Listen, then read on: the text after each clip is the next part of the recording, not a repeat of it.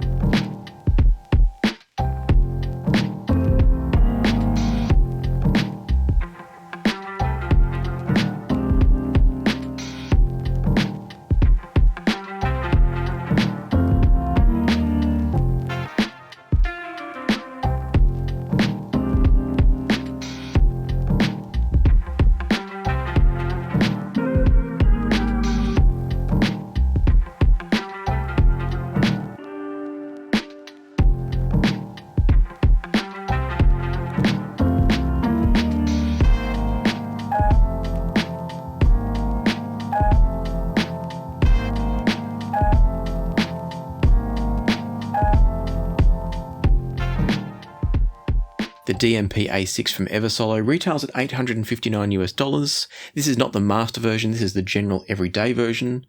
Just quickly, let's cover off the fact that there is a master version which has upgraded op amps and also improved clocks apparently. I believe that's all there is to it, and it's kind of a do-it-all machine. It's a DAC, it's a streamer, it's a local music hub if you want it to be. You can connect external storage or internal storage to this one.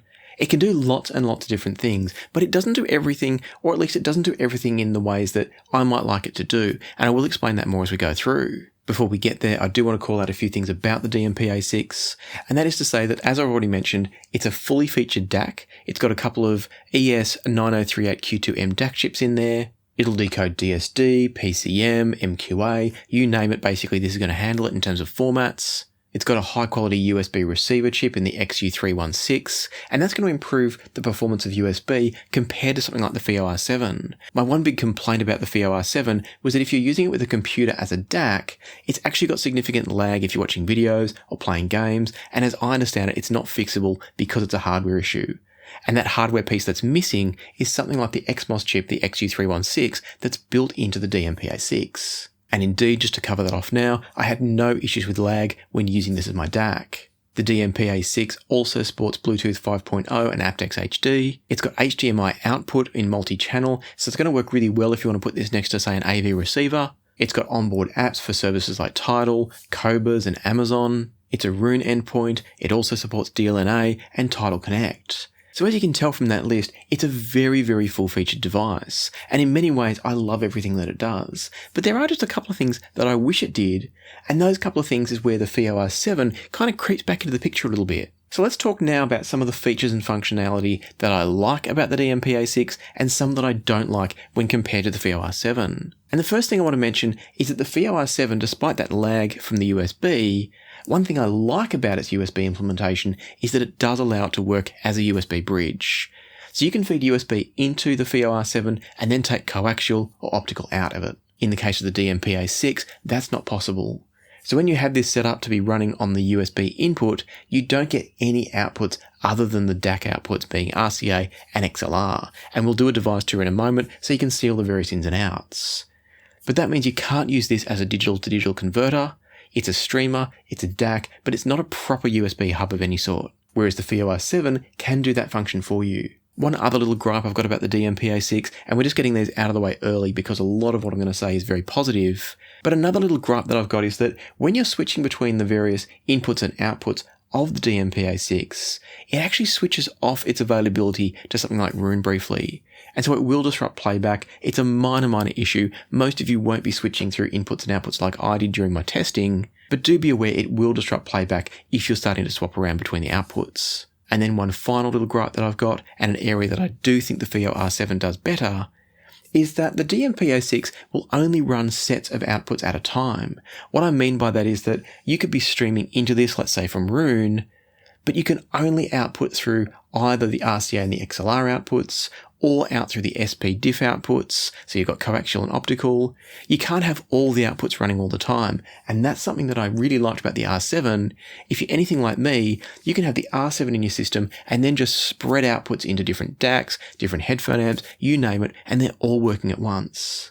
In the case of the DMP-A6, you have to choose, do you want to have the optical output running? Do you want to have the XLR or the RCA output running? And that means that if you're switching between having this running as your DAC and your streamer, and then maybe you want to feed it out to an external DAC, you have to switch on the DAC, but you also have to switch the outputs on this. It's a two-step process anytime you're wanting to send the signal out to a different external device.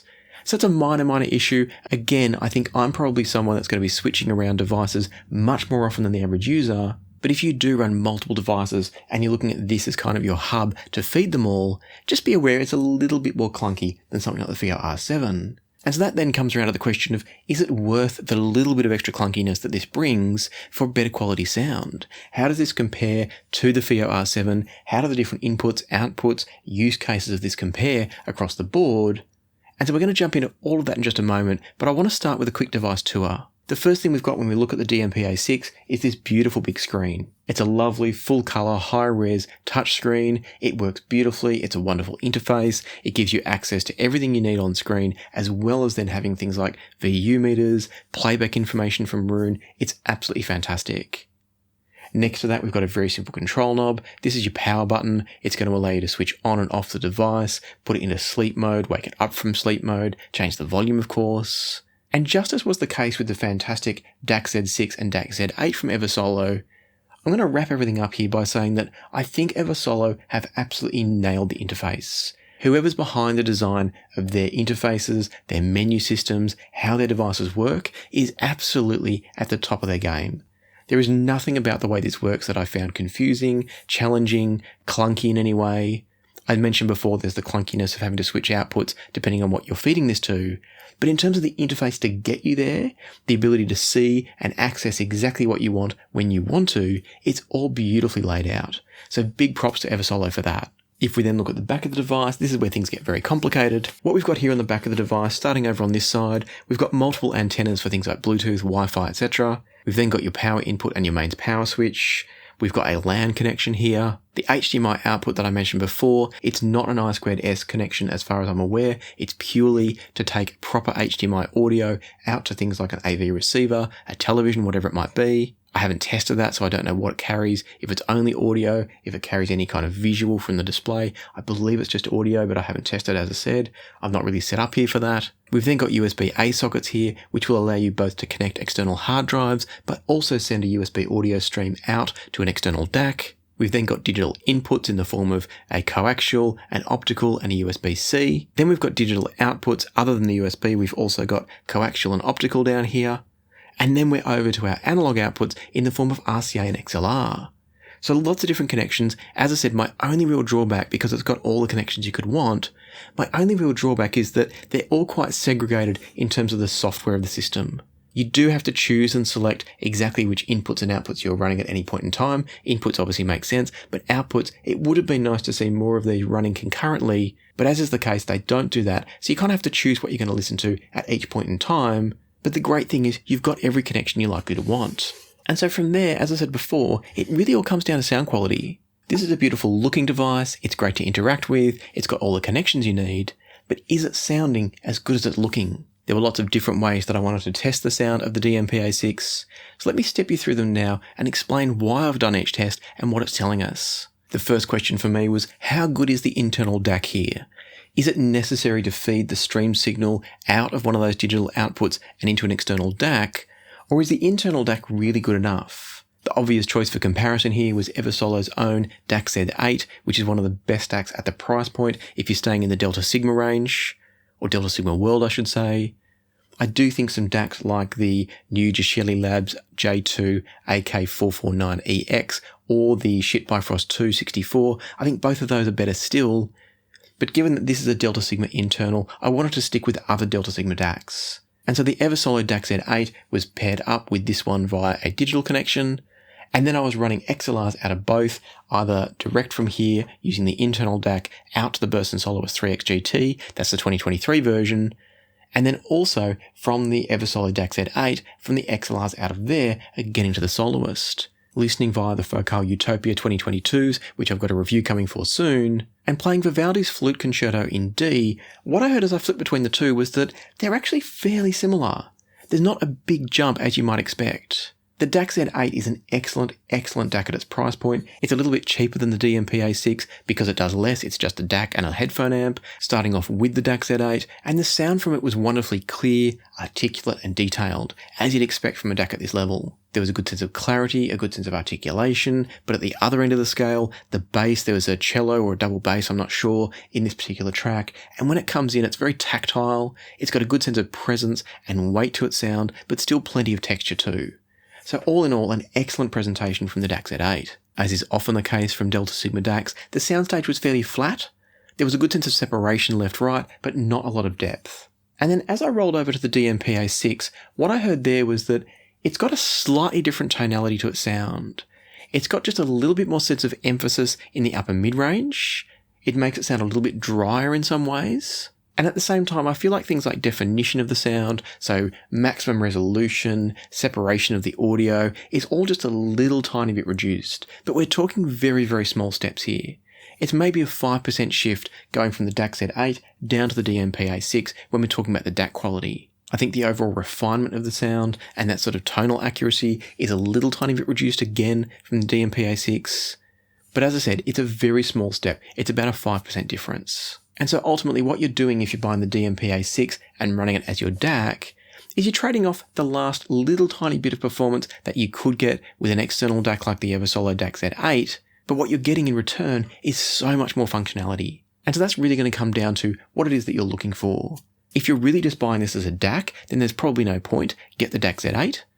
But if you're looking for a streamer and then maybe you want a good DAC, this is already a very good DAC.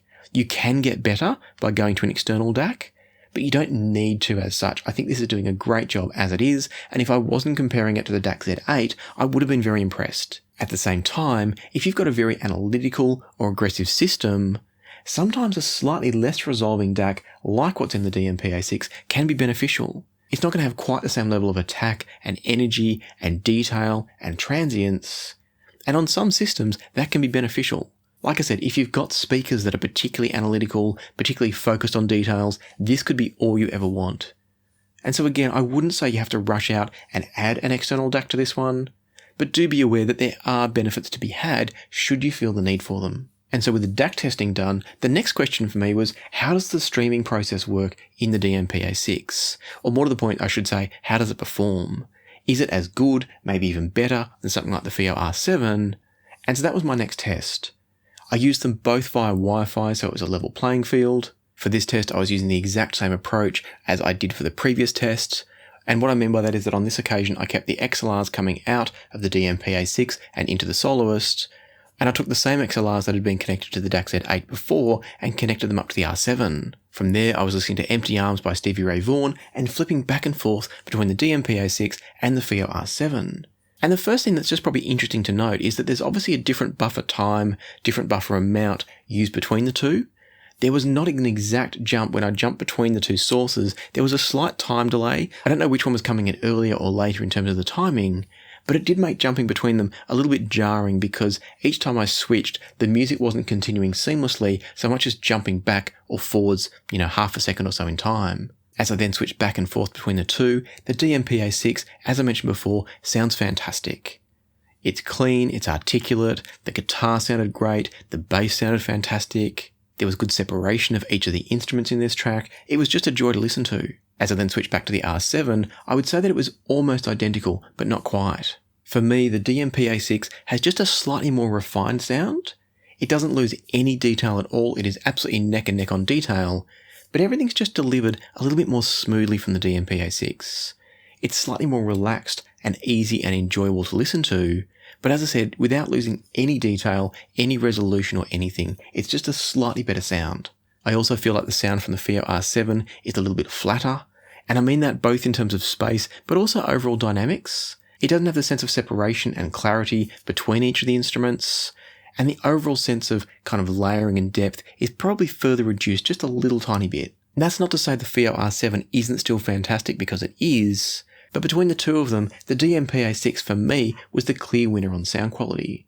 We're talking a few percent difference here, but if you're going to split the hairs based on that, the DMP-A6 is the one to go for in my opinion. Having said that, keep in mind that the FiiO R7 is the better one if you want to run multiple outputs concurrently. It's also running more of kind of a true Android system, which means you can download your own apps, you can run any apps that you want to for that matter on the FiiO R7, whereas you're a bit more locked in terms of the control that the DMP-A6 gives you. You can't run any app you want to, and you also can't run all the outputs concurrently. So you'd choose this one if none of those other things matter to you and you want maximum sound quality. But if you want more versatility, the R7's slightly better, and it's only a tiny trade-off in sound. While we're talking about interface differences, the other thing I'd say is that whilst I really like the interface of the R7 and its ability to give you so much freedom being an Android interface, it's not quite as streamlined and simple. Because it is Android, you've got things to think about like being able to swipe left and right on the screen, where you place your apps is all up to you. With the DMP-A6, it's all laid out for you, and it's all laid out beautifully. You can't really change any of it, so you have to deal with however it comes, which thankfully is quite good. But if you're someone that likes to tweak and play with it, if you want to customize backgrounds, how the device operates more, then the FiiO R7 does have the edge there too. And so at this point, the DMP-A6 was stacking up really, really well for me. It impressed me on streaming sound quality, it impressed me on the DAC quality when compared to a dedicated DAC that's easily one of the best in the price point, and for a Delta Sigma. And so then the question came down to me as to how other things compare within the DMP-A6. So by now, as far as I'm concerned, we've established the fact that it's an excellent streaming device. It's also a very good DAC. But that led me to then think about, how do you get the most out of this if you buy one? And I've got two questions to think about here. The first is, how does it work as a DAC compared to how it works as a streamer? Is there a big difference? Are you actually going to get any sonic benefit running it as a streamer, or should you just connect it to your computer and stream the audio from your computer? And then the second question is, do you want to use it with the LAN connection, or is it just as good using Wi-Fi? And so my first test was to try out using the USB DAC in here versus LAN streaming. And so connecting this up, running the XLR outputs from the DMP-A6 into the Soloist GT, what I then did was had the exact same source playing from Roon into the USB input here, and then also into the streamed input via the LAN connection. Listening to Felicia by Southern Gothic, and what I heard was that there's a clear difference and improvement if you're streaming into this one. The sound from the LAN connection was smoother, more refined again, and in contrast, what I found was that when running through the USB, there was a little bit more sense of aggression, a little bit more sense of edginess to the sound. It wasn't massively different, but it was enough that I found the USB connection less enjoyable. In addition to that, things like separation and image focus is a little bit better via the LAN streamer. And depending on the recording I listen to, so what I mean by that is higher quality versus lower quality recordings, the better the quality, the more resolution and detail in the recording, the more the difference will be between LAN and USB. What I'm getting at here is that for me, the LAN connection allows you to get more out of the music and more out of the system. It's not to say that the USB DAC functionality isn't great, but if you do want to get the very, very most out of your DMP-A6, it is worth using it as a music streamer.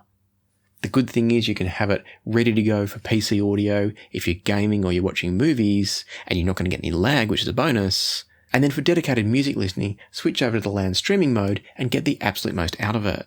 This probably won't come as much of a surprise to people that have looked into streamers before. I've certainly found this in other reviews that I've done, is that generally speaking, for whatever reason, the streaming process via LAN seems to consistently produce a better end quality sound than going via USB. Now, I don't know if that's about the quality of USB as a transmission protocol, if it's about how the noise in the system might be isolated between the LAN card and the internal DAC if you're using the LAN streaming. I'm not sure the cause, but fairly consistently, LAN streaming, or even Wi-Fi streaming potentially, is optimal over and above the USB connections. And so then my one final test that I wanted to conduct with the DMP-A6 was to find out, is it better to use LAN than Wi-Fi? Should you go to the trouble of running a hard line into the DMP-A6, or is it just as easy to connect it up to your local Wi-Fi? I'm going to keep this one pretty short and let you know that the difference is almost indistinguishable. Listening to I Don't Remember by Powderfinger and flipping between the LAN connection and the Wi-Fi connection,